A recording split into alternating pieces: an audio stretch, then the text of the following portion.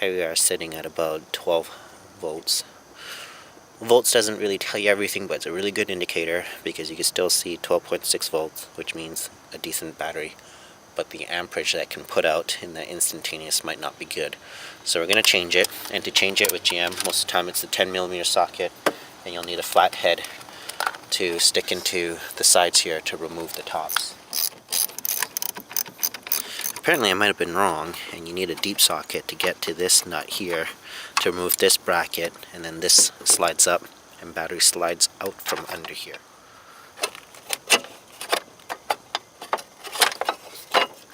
Okay. Yep. So this little bit, and it's kind of like hooked in there.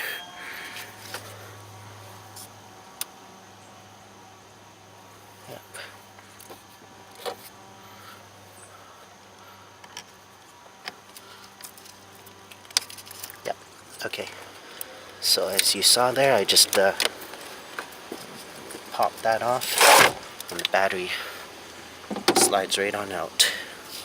Alright, so I'm going to turn off the camcorder so I can pull this out with both hands. Alright folks, so here's the original AC Delco battery that we just pulled out.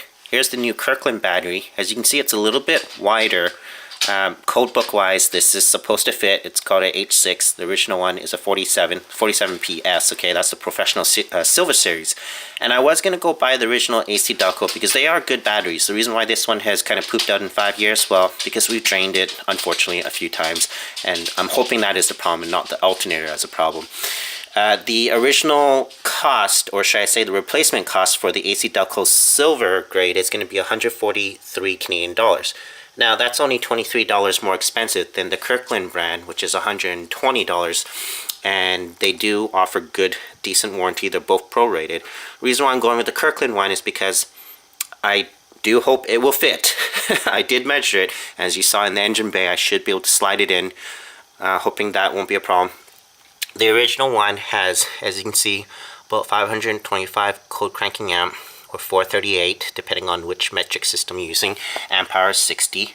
And for the Kirkland one, well, where is it here? Basically it's 700 and something. Jeepers, I'm blind.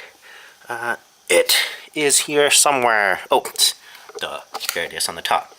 So 730 or 910 just cranking amps, but the 730 is what we're mostly after. So that's basically 205 more than this guy, depending on how that is rated, because I'm not 100% sure. Regardless, it's going to be more, even if that is going to be the EN English way, I guess. So hopefully this will fit. The other thing too is this battery was manufactured September of 2017. It's December right now, early December, and I always put, even if it's a new battery, on a charger, because, well, it's been sitting there for quite some time.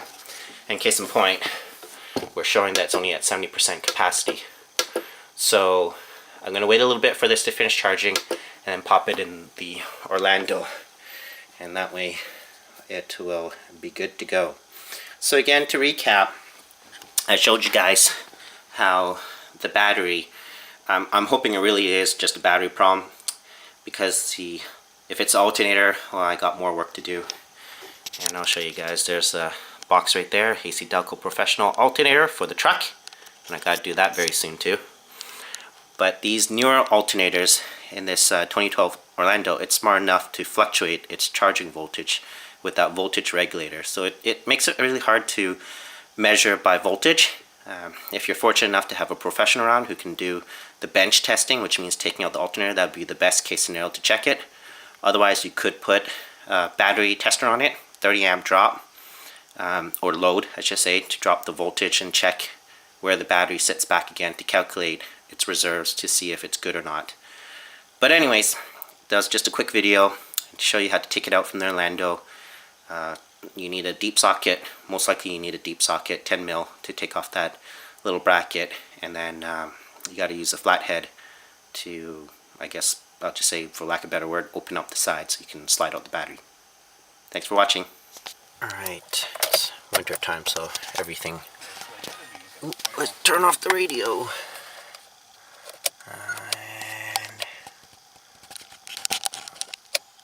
Where's that battery?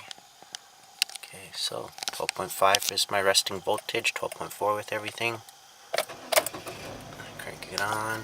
That sounds a lot better than before. Before it was, you know, there's some hesitation. Looks like I'm going to have to reset some things and go take it for a little test drive. Hey, look at that. 14.8. I'm going to 14.9. Probably it will hit 15.1. Gonna take it for a little test drive and